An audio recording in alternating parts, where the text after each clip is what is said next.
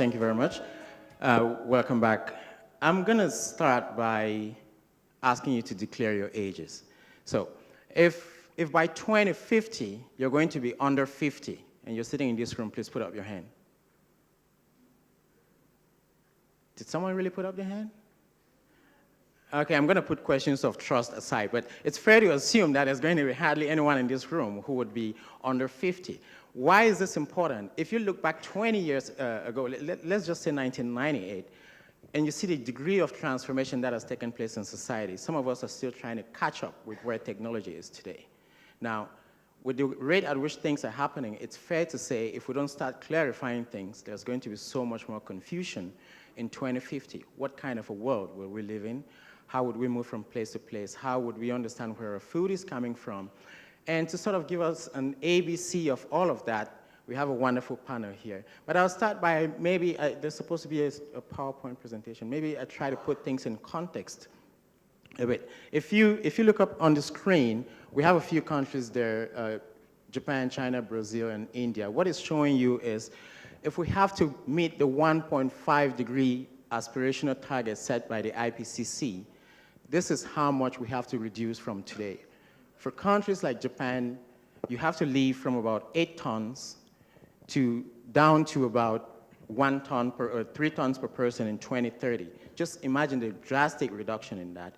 And it's not only industrialized countries. This also involves countries like Brazil, India, Indonesia, and so on. Just look at the magnitude there. What this is telling us is, if you reflect this in our lifestyles, just think of going out on a date, buying a pair of jeans, ordering food, and driving a car. You've already exhausted your budget for a year. What does that say about the constraints within which we'll be living? And what kind of solutions, technological solutions, can help us understand that? The next slide is from another survey we've done. We've looked at experts. We're looking at future studies to ask, what sort of constraints would we find ourselves in? What sort of disruptions would we find ourselves in 2050? And what it shows is 4 key areas where we'd be having challenges. One of them is the widening gaps, including polarization, inequality. Another one is the speed of change is so fast that it's difficult for people to really understand what it means and how to catch up. And we're, of course, looking at the implications of technology and how people would participate in everyday societies with using these complex technological systems around them. What I put here is 2 things. One, the magnitude of reductions that is needed from each one of us, but also the kind of world we will live in 2050 and how challenging or how very different it will be from what we have today. And hopefully, our panelists can start educating us with their presentations. I'll start with someone who's working on the blockchain. You've all heard about the blockchain. We've heard about it, but we don't really know what it is or how it can be applied.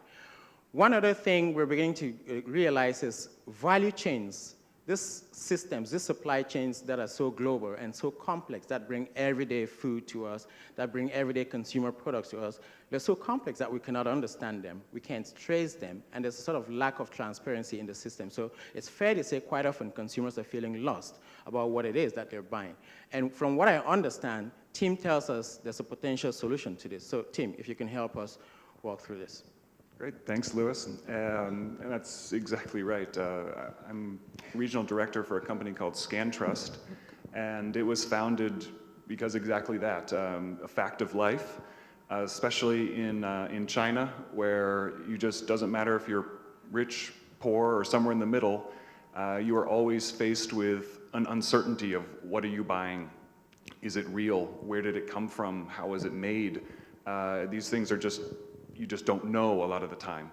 And so what we've developed over the last 5 years and deployed for enterprises is a way to connect brands and consumers and foster a sense of trust through, on the one side, a technical aspect of anti-counterfeiting technology, but also a platform that can ingest information from any source, whether it's from the production facility, the tracking of the shipment, all the way up to what the consumer is holding in their hand at the store. So we've been doing this process, we call it digitalization, making physical items digitized and being able to access that information online. And this has been sort of our bread and butter last 5 years or so, and what we've come to see, especially in agricultural and food supply chains, is an added use, which is blockchain. And this is not something where you can simply just sprinkle the magic blockchain dust and everything is okay. It's still an emerging technology and there's a lot to figure out, but we see it where the transparency aspects, where we can actually, because the way blockchain is designed, there's essentially no way to go back. Once it's in the block, there you cannot change it. It's immutable. So when we look at supply chains, as things are produced, or say from farm, or as they were showing some examples of the fish as well, as each step is loaded into the blockchain and is verified, a consumer can then feel a greater sense of trust and can see that information about what they're eating, what they're using actually came from. So we see a great, and we're doing some projects in this space as well as looking at blockchain as a way to incentivize a circular economy. So there's a lot of intermediaries in the way in a lot of these supply chains, and for example with coffee, we're working on a project where the consumer wants to know which farm this came from, but the farmer doesn't necessarily feel like it's their job to provide all this information for no compensation. So one way we can do is use blockchain to help tokenize and incentivize information. We can help incentivize becoming certified to, say, Rainforest Alliance or these other UTS certifications that then allow this whole process to close the loop.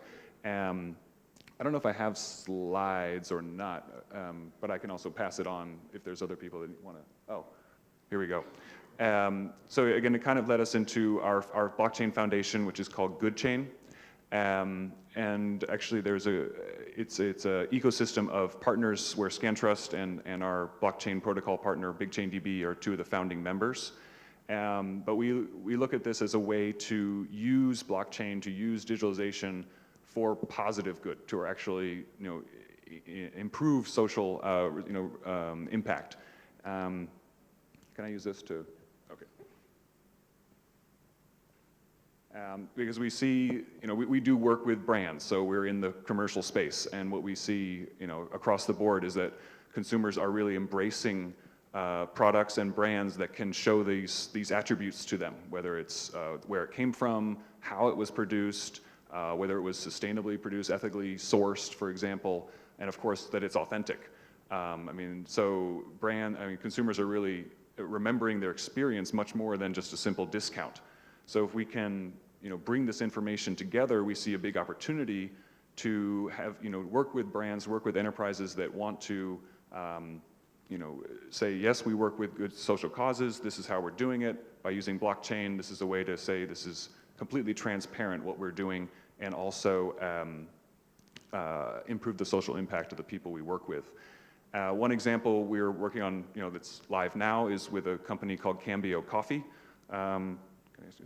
It's looks like this. So this would be on the shelf in the roastery. It's got our little code here, and what this QR code does is link back all the way to the farmer. And we can actually, by scanning this code, I can let people scan this after. Thank you. You can find everything from the map view to the certifications of the farm that it came from, checking that the farm is in fact certified organic, the shipping data. All these are also, this can all be just standard digitalization hosted on a cloud. But we worked with a company called Hyperledger that does the blockchain fabric for IBM to add another layer of trust. So once these events are hashed, essentially that's it. There's no way to go back. So this is an immutable path for this particular bag of beans that, again, it's driven by the consumer that wants to know where these came from. So with GoodChain, we take this concept, but also, again, there's an aspect of tokenization. There's an incentive to say, when you purchase this Cambio coffee, Cambio will transparently provide the farmer with the compensation that they say they're going to on their marketing materials, but you can actually trace this transparently that it does in fact happen. So it's a way, again, to connect a brand that is involved in these activities with a consumer that wants to know, that wants to see this information. So, yeah, that's... All right, thank you so much, team. I'm going to come back to you on this when we're done with all the panelists here, but I'd like you to reflect when we come back on whether there's a risk that we're going to overwhelm consumers with too much information here and they don't really know what to do with that information. So I'd like you to reflect on that later on. For now, I'd like to move to Lathika because you're doing something very interesting. You're looking at how people can participate in the future economy, and you're also applying blockchain in this area. Can you help us elaborate on this a bit more? Yeah, so what I'm working on is blockchain in the energy sector. So right now, the energy sector in a lot of countries, especially in Asia, the energy sector is very centralized. There's maybe a couple more players that are dominating the industry. But to meet the renewable and the sustainability goals that we have signed in Paris or that we have to comply by, we need to start looking at more sustainable options. And usually that option is decentralization and distributed generation of renewable energy, the most viable of which, especially in urban areas like cities, is solar energy.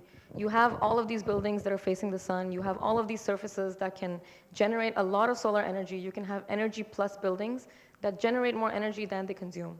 But with all of this distributed energy comes the question of who owns the solar panel, whose energy is it, who is going to be responsible for tracking, and who is going to be responsible for the billing processes, who actually gets the energy. Can I buy energy from my neighbor because they're much closer to me, right? I get rid of the transmission losses than if I buy from a utility that's generating energy thousands of kilometers away. So with blockchain in the energy sector, what we're trying to do is that one of the key characteristics of blockchain is decentralization. So you don't have one company or one utility with a centralized server that is storing all of the information. The blockchain has multiple nodes that are managing and approving of all of the transactions, and they're responsible for ensuring the security and the integrity of the data that is being fed into the system itself. This also means that to be able to change data on the blockchain platform, all of the nodes need to agree that this particular change can be executed, that this is a legal change in the data set, which means that there's less room for corruption. There's a lot more security in the system in the sense that you cannot just change data anytime you want. It has to be vetted by a lot of nodes. So there's enhanced security compared to traditional centralized server systems. Now, as we look towards decentralization in the energy sector, where eventually our vision is that everyone owns their solar panels, everyone owns electric vehicles, and you want to be able to charge the electric vehicles with solar energy itself. Solar energy that maybe you're producing or your neighbor is producing, because it's a lot more sustainable than having electric vehicles that are charged by a grid powered by fossil fuels. So with blockchain, what we want to track is we have smart meters in all of the houses and all of the buildings around the country. These smart meters are collecting information on how much energy each building is producing, how much they're consuming, and how much excess they have to share. Then you can electrically connect all of these buildings together and enable energy sharing. So I can actually send energy through you electrically, and the blockchain is responsible for tracking how much energy I sold to you at what price, who do you owe that actual money to. So in that sense, we want to foster energy sharing economy, which is peer-to-peer energy trading. In India, what they're doing is also they have microgrid to microgrid energy trading. So you have two different microgrids that have different productive loads. So one will be for productive loads related to farming, and the other is residential houses. They have different load consumption profiles. So can you actually trade energy so that you have less wastage of solar energy that's only produced at a certain window of the day? In that way, we also want to optimize and maximize the energy, and solar energy especially, that is being used, and distributed renewable energy that is so intermittent in nature. We want to make sure that we're optimizing its use itself. So we want to use blockchain to be able to track all of the energy consumption and production that is happening and enable these exchanges. Thank you so much, Lathika. There's the question of whether such technology can actually help us reduce overall levels of energy consumption, and how that can practically help individuals to contribute towards that. From blockchain, we're going to move on to the internet of big data. And most of us live in cities, and the picture of the city of the future is this high-tech jungle that is going to be just confounding to everybody. But I understand there are ways that this can be made easier by harnessing data and helping people navigate their everyday living in an easier way. So for that, I would like to request Daniel, who's been working with colleagues at the MIT Labs, to give us a few examples of how this is being done. Thank you. So hi, everyone. I'm Daniel Kondor. I work with the Sensible City Lab. Sensible City Lab has a main lab at MIT and a smaller satellite lab in Singapore where I work now. And Sensible City Lab focuses on cities and using the data generated by every one of us, the sensors most of us carry most of the time, and looking at ways to utilize this data to understand cities better and look at opportunities for making things more efficient. Today, I'm going to show a few of our projects which focus on transportation because that's what I have been working most recently, and that's one of the big challenges I see and one of the areas where there are a lot of opportunities for improvement and a lot of technological change happening. So the first project I'd like to mention, we call it light traffic, where everyone has probably heard of autonomous vehicles. Each of you probably has a different idea of the date that autonomous vehicles will be deployed. Some people say in a few years, some people say in a few decades. So my colleagues in this project looked at how can we optimize intersections if there are autonomous vehicles. So if there are autonomous vehicles, we might not need traffic lights, a more than 100-year-old technology anymore, since vehicles can communicate and the controller can schedule them more efficiently, realizing a doubling capacity in intersections. Of course, that's the most positive case when traffic is only AVs, and there are questions how to integrate that with pedestrians or cyclists and current infrastructure. I like to mention that when we think of AVs, it's not only a technological change, but a potential opportunity to rethink how we use space in cities and rethink how we think of urban transportation. But even before autonomous vehicles, we can think of ways to make transportation more efficient. The next project I like to show, we called it HubCab. It's a pretty old project now. I think it was, the first results were 5 years ago, where we looked at taxis. We had this data set of taxis in Manhattan, and looking at this data set, we asked the question, how many of the taxi rides could be shared? And this was the first research which characterized the potential for sharing rides. And the results we got were before companies like Uber or Lyft or Grab launched their ride-sharing service. They said this was actually helping them to realize that it's feasible. What I'd like to point out here, that having data sets like the data about taxi rides in New York City is very valuable so that researchers can test out ideas and show the potential for optimization, maybe in ways that are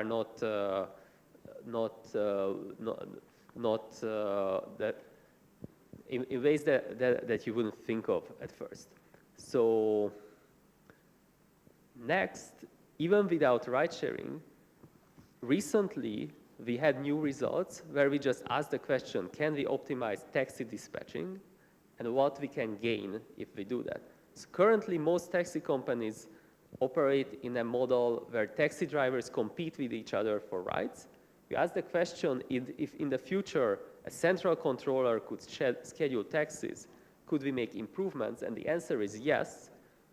We can reduce taxi fleet size with a potential of 40%. And this is where I'd like to point out, if we are expecting AVs to be on the streets, and we expect these to be managed by a company, then we can shift the business model and optimize dispatching and similar to these results.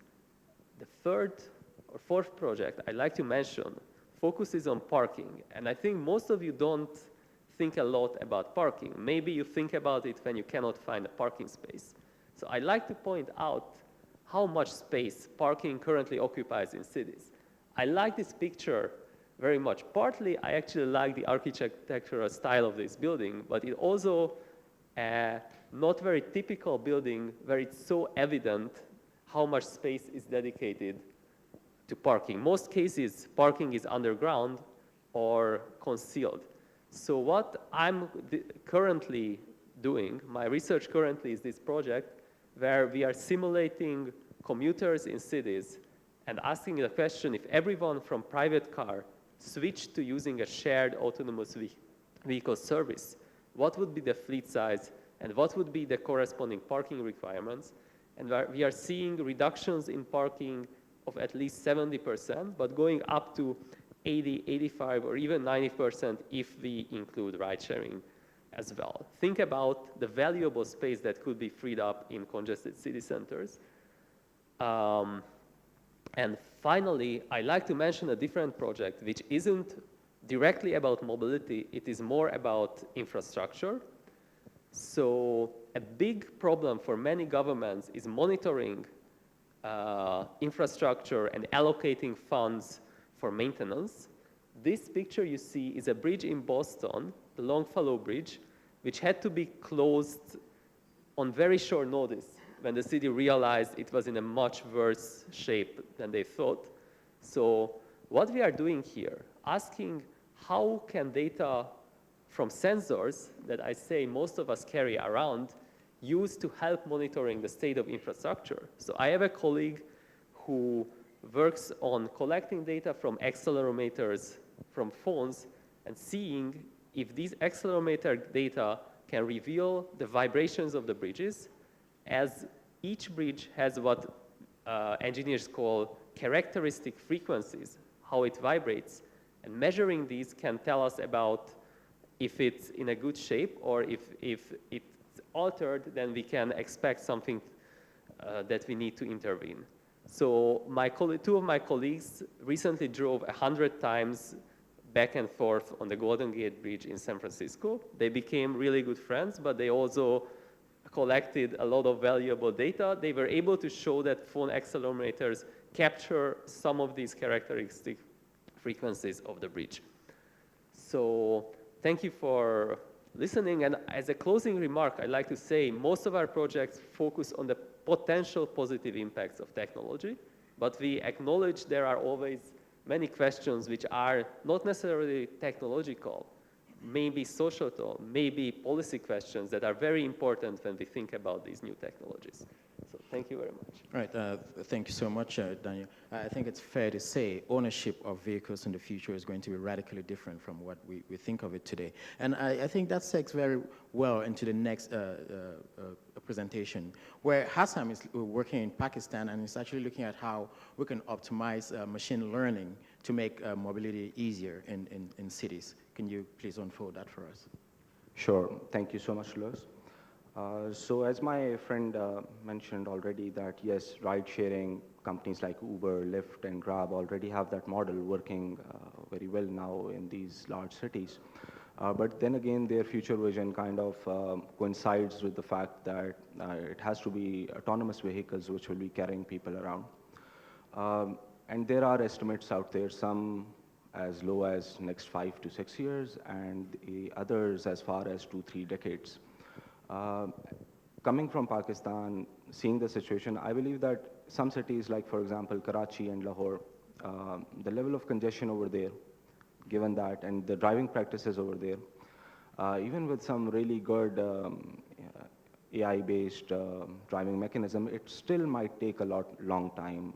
2-3 decades at least would be required. So for that time span, we still need to make use of whatever resources we have, how to best utilize them. So if I can have my presentation, if it's here. Okay, sure. So in our case, what we do, the company name is Rasai. Rasai basically means accessibility in Urdu.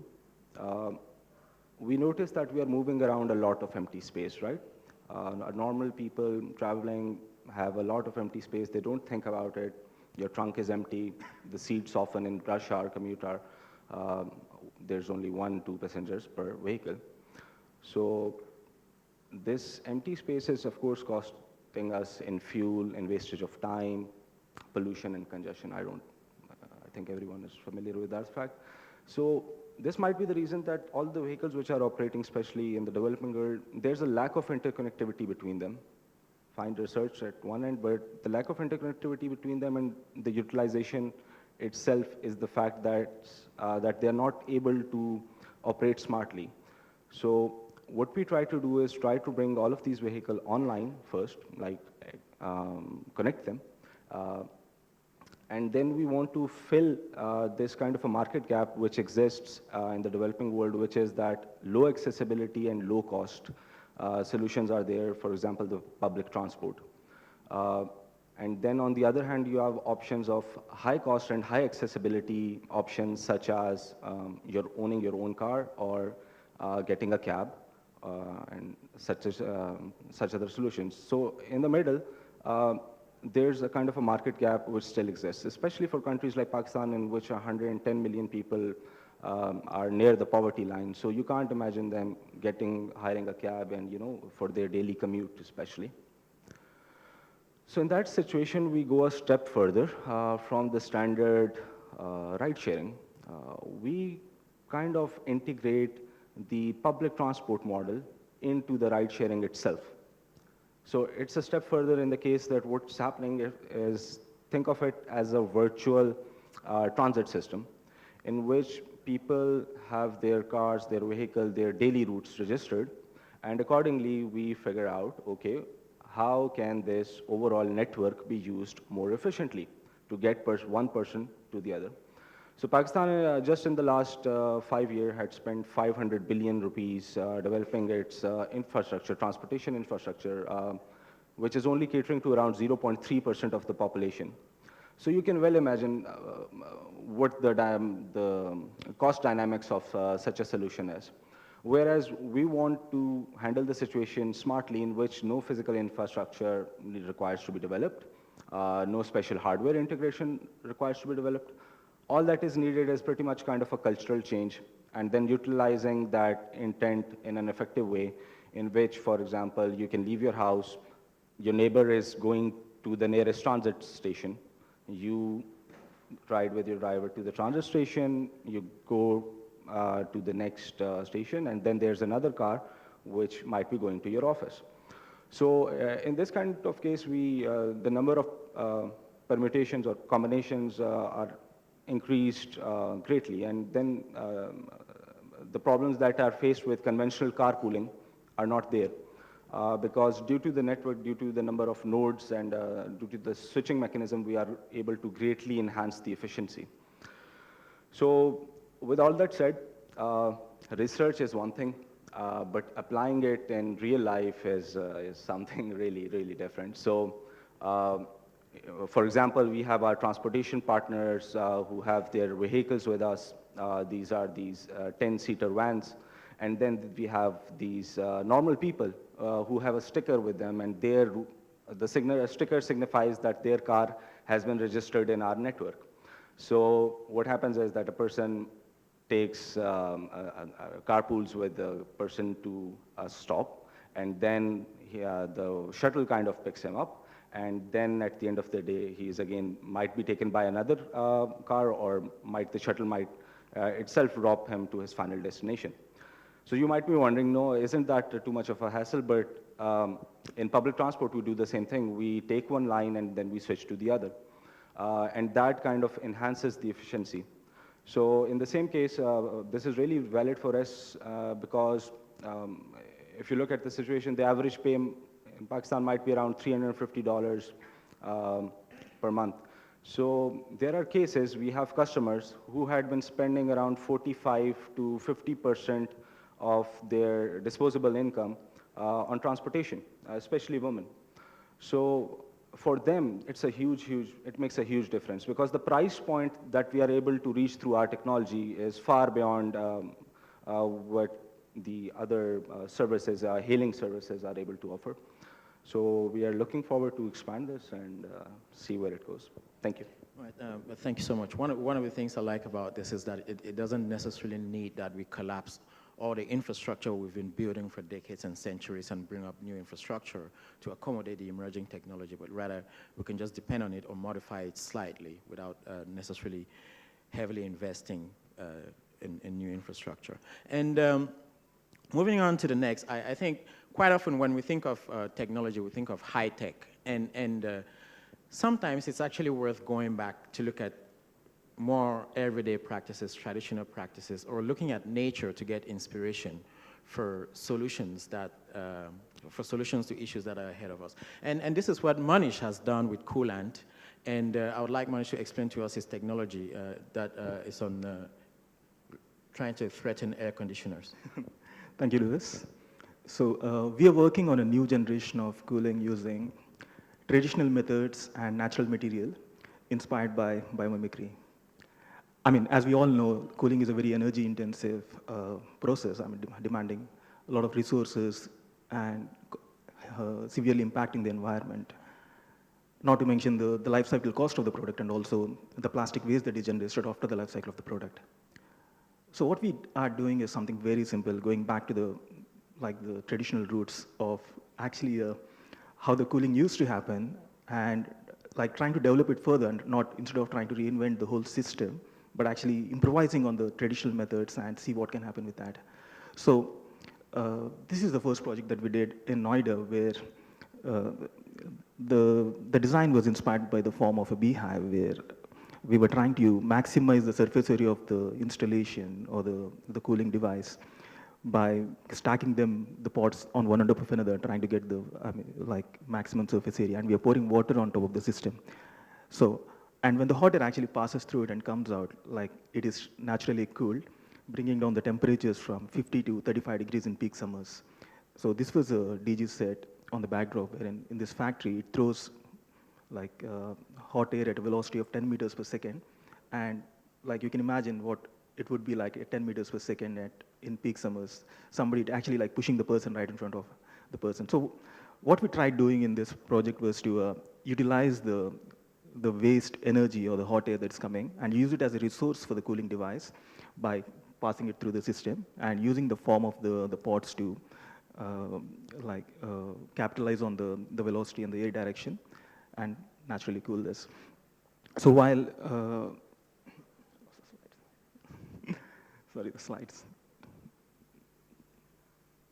So while this has application in large-scale public projects and areas, industries, and other places that we actually implemented, one of the major challenges, or actually what we really wanted to do is, even though it can be applied in similar projects, greenhouses, industries, and we are also actually working with few high-tech applications like data centers, where we're actually trying to see if it can be implemented with one of the companies and develop the technology further with them. One of the major challenges that we want to solve in air cooling is that while we all know that traditional, there's something wrong with its technology. So yeah, so is that while contemporary air conditioners consume a lot of energy, and air coolers actually cause a lot of humidity to the environment, making these air coolers not so competitive to the air conditioners in the market, increasing the air conditioning demand in the industry. So the other product, actually, which is not here, we have a prototype outside, is that you use the natural process of capillary action as we see in the plants, and use that capillary action that's actually for cooling. So when you see the product, actually, it's easy to explain with the slides, but so now I leave it to your imagination. So there's a pot which is enclosed from all the sides, wherein we're actually not pouring the water on the surface of the pots anymore. We are letting the water fill to 1/4 of the system like a pot, wherein the water rises up due to the capillary action as we see in the plants.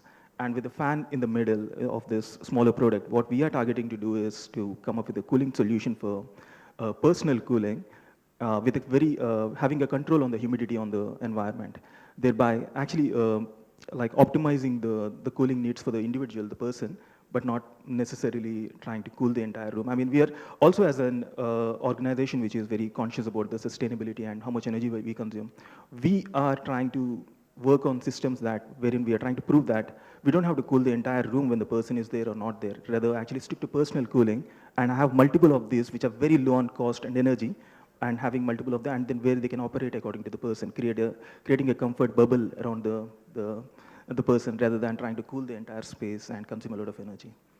Thank you. All right, thank you so much, Monish, and sorry about the technological hitch. If you had seen it, you would actually notice that it's a very beautiful piece. It's not only functional, it's also a beautiful piece of art, which I think combines elements of tradition, nature, art, and technology. All of that coming together in your work is really beautiful to see. We've heard from the panelists from different perspectives, and I'd like to open up the floor for questions and questions from the audience. Before I get questions from the audience, I'd like to go back to ask one thing. It all seems like we're describing a life in future where everything becomes tech. We've surrendered everything to technology, and we just need to sit down and it handles us from one place to the next, or it deals with our housing and our needs. Is there a risk here that the more human element of things, the more social elements of things are getting subordinated to all of this? Is this part of the cost of sustainability, of becoming sustainable as a society? This is probably one of the things that is worth thinking about, whether we really put people at the center of all these technologies we're describing, and the meaning of well-being, or as the French would say, joie de vivre, of everyday happiness and participating in society. I did ask a team a question at the beginning, whether all this information, is it going to overwhelm consumers to a state of paralysis rather than helping? Have you thought of that a bit? Yeah, maybe.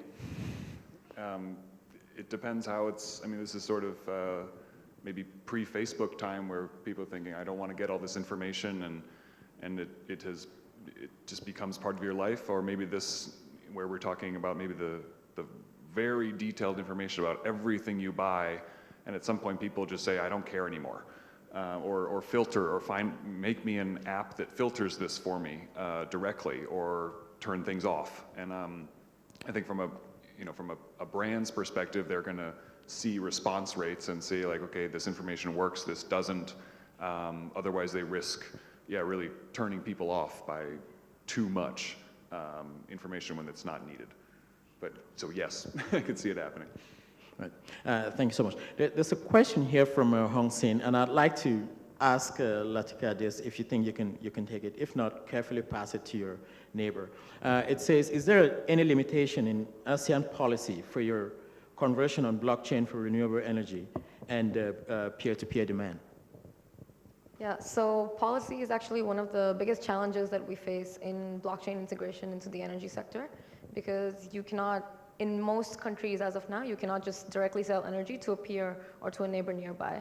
And for good reason, because there are a lot of factors, electrical factors, financial, economic factors that go into the way the current energy system has been built. So disrupting that, you have to take into account a lot of the policy that is being built and that is currently existing. What we want to do right now is how we want to overcome this is because blockchain and energy trading can have so many benefits to the nation, to the utility, to the end consumer itself. We want to work with government, we want to work with utility and policymakers and create test beds around the city. When we can implement pilot projects, we can get the data, extrapolate the data, and see how to optimize the way we're actually implementing the technology. So policy change is one of the biggest factors that is restricting blockchain implementation right now. But unless blockchain can prove to be scalable, unless these pilot projects can prove to bring the kind of mass benefit that we talk about all the time, policy will not be able to change. So there's a kind of chicken and egg first. Which one should we do? Should we change policy first? Should we be implementing it first? But definitely this has to be a collaborative process where the startups and the enterprises that are looking to implement this have to work with policymakers and create that kind of path where we can implement this on a larger scale for real benefits in society. All right, thank you very much. I'll ask Daniel and Hassan, I'm not sure who of you would prefer this. There's an example that in Malaysia, there's a huge resistance to the government's attempt to introduce Grab. This is a ride, I don't know how you describe it, but it's an Uber-like service here in Asia. And there's a huge resistance to this. But part of the question is, Is there a way that governments can introduce this sort of optimized services without threatening jobs? You can both take it or one person. I'd like to start with Daniel, if you may. So one example I can say, the slides I showed that there is a potential to reduce taxi fleet size by 30%. That, you might think, 30% of drivers will be out of job tomorrow. But you can also say each driver keeps their job and everyone has to work 30% less or 40% less for the same amount of money. Which one happens is actually more of a policy question from the part of government, from the part of companies. And the real challenge is that technologies have been changing very, very quickly, and we have to think how to adapt. And also, if you ask a lot of people what they think of Grab, they might have many different options. But when you ask them the question, do you want to pay 30% less for your ride, most people will not even think about and say yes. So what's the point is we have to balance, of course, the positive impacts and think about the larger impacts in society. And you might think another negative impact is as price of taxi rides or Grab rides or AV rides decrease, more and more people will use the service, which can increase congestion. So again, this is a question, and this is why I'm saying that the AV technology brings a potential to rethink our stance on mobility, but it also not only a potential, but actually we will need to bring up these questions and think about how to best regulate services which are available due to new technologies and how to best integrate them, both in public transport and also in our society in general. Thank you. Yeah, so I would just like to add to that, yes, of course, for example, in the case of artificially or automated vehicles or self-driving vehicles, in that case, I think so there might be a lot more resistance. In such a case, these services actually kind of increase the efficiency of the service providers. But then again, governments might have their own incentives, maybe related to taxation or related to which company they would actually want to get in. So, and then again, the unions of the taxis. So in every case, it's quite different. So it depends to what the government's interest is, and then again, how the problem is treated. So I think that's the case. I'm not sure about Malaysia. Can I answer the same thing? As a user, rather than actually not someone who's working on the technology, what I notice in India is that the number of drivers actually increased because of the accessibility to the technology. Earlier, there used to be taxi stands where people used to go and actually find a taxi. We never knew, I mean, we have to depend on the cost they quote as a consumer. But now we notice that because of the technology, the number of drivers who are actually giving away their cars to Uber and Ola in India have, I think, potentially grown up. Probably, like your question about employment actually works the other, I mean, there is a positive impact, I believe. Monish, I'd like to stick with you for a bit. Part of the discussion here is technology diffusion and its impact on society. And we realize more and more there's a sort of uncertainty around what technology gets taken up, what doesn't get taken up. And quite often, there's a risk that most of these technologies are easily adopted by large corporations that have the resources to be able to take this on board, or wealthy people who can afford it. But some of them really, in order to democratize participation here, we need SMEs to be able to adopt this. We also need individuals that are not necessarily of the high income level to be able to adopt this. How is your technology, for example, being taken up? Who is your core target, and how is that being received?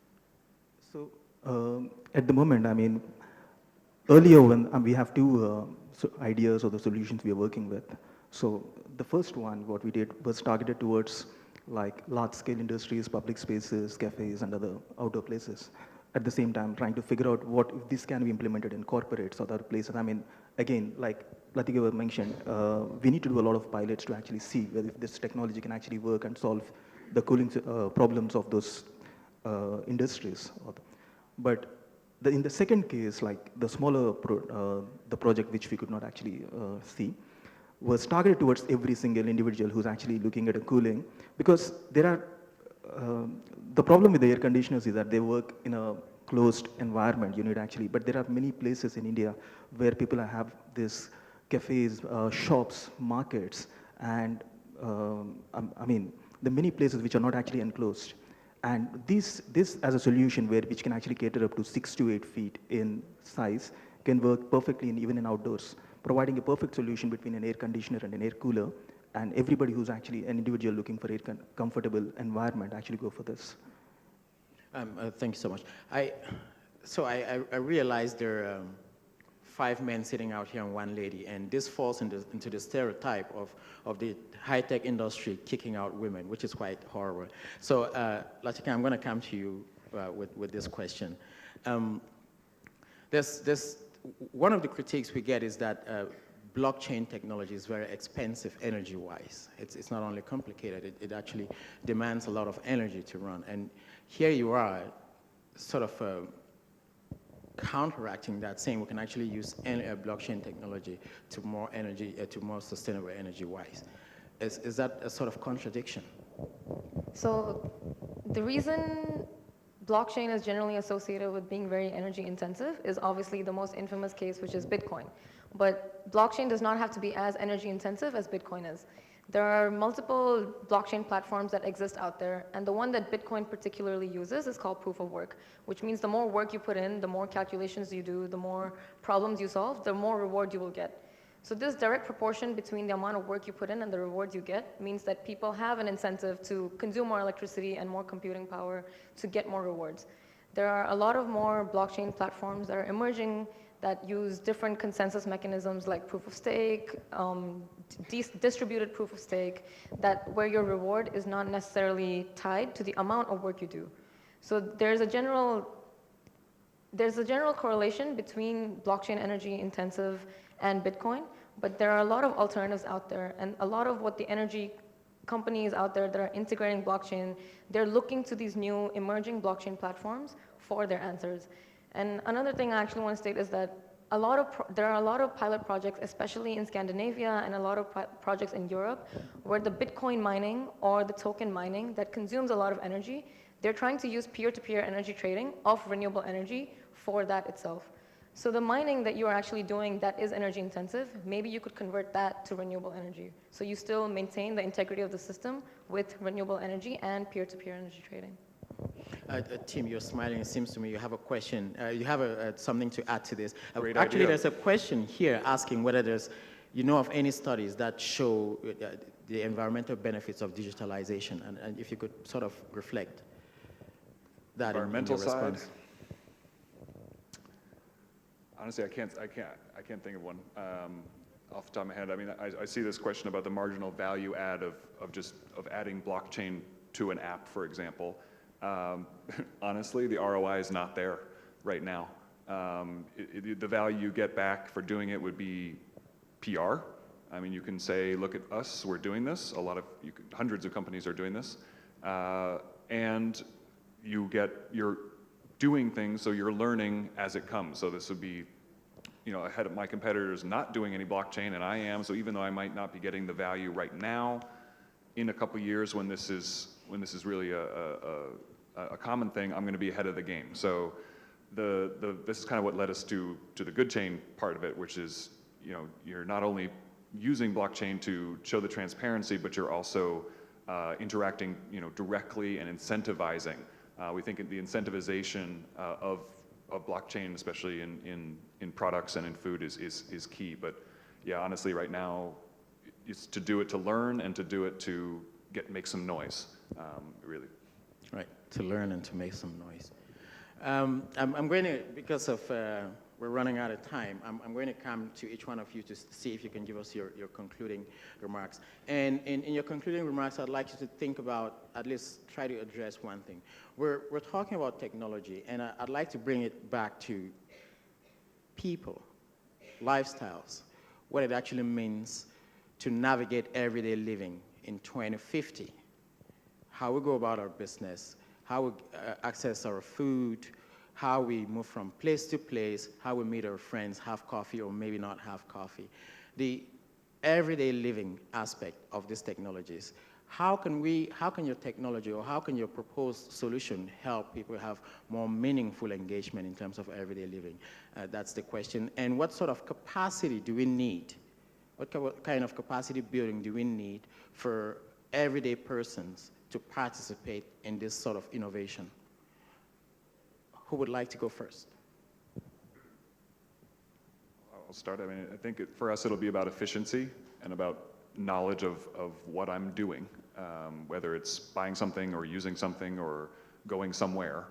You know, I think technology will help enable that to be more transparent and allow me to make more efficient decisions, which will then be more, you know, sustainable both for environment, but just how things are functioning generally, be my response.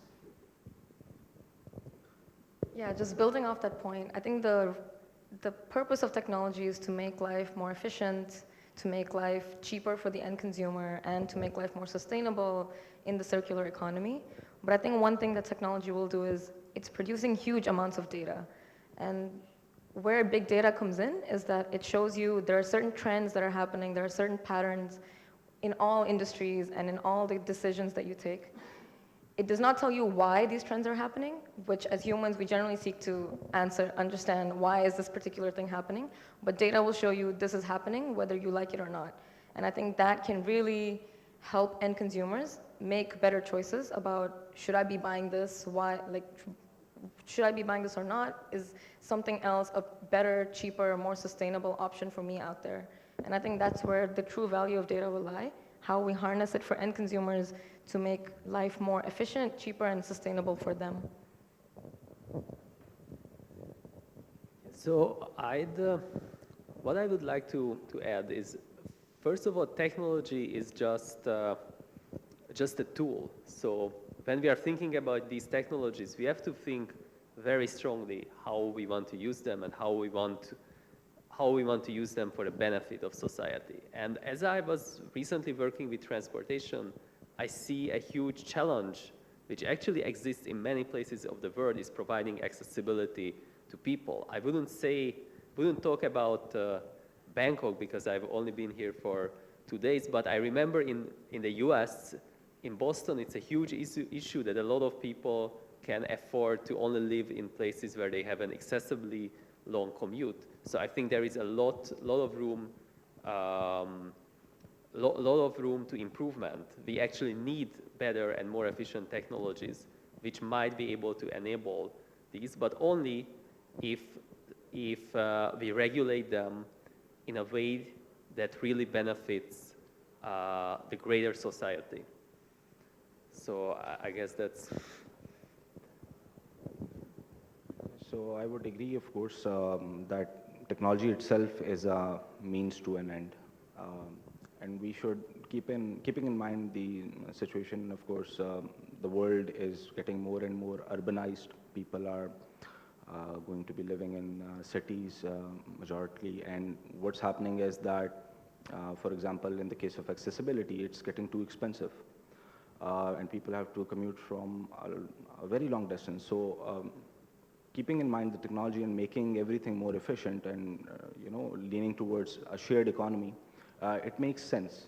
And that's the direction that might be needed, or that might be the only way forward if we want to make things sustainable. Currently, as the model is, and for example, everyone having their own vehicles, or cities being designed, especially in case of United States, those cities were designed not according to people, but according to vehicles. And that's not the way it should be. Cities should be, at the end of the day, be designed according to the people.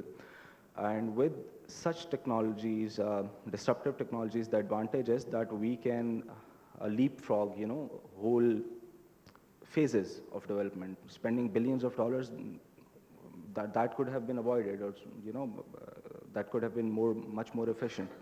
So I think so that that is the way to go in the future, leaning towards a shared economy, trying to make things more efficient, and looking at how our cities are going to be developed and how they should be developed. While I'm absolutely fascinated by what technology can do to our lifestyles, I think by 2050, I look forward to a future where biotechnology can actually take a leap and contribute to responsible consumption in energy and for a sustainable lifestyle. Because apparently in India, the air conditioners, the market is still like between somewhere 10 to 15%. Just imagine the energy demand it has on the society, it will have on the society if the numbers goes to up to 50 to 60%. I don't think we have the resources for that.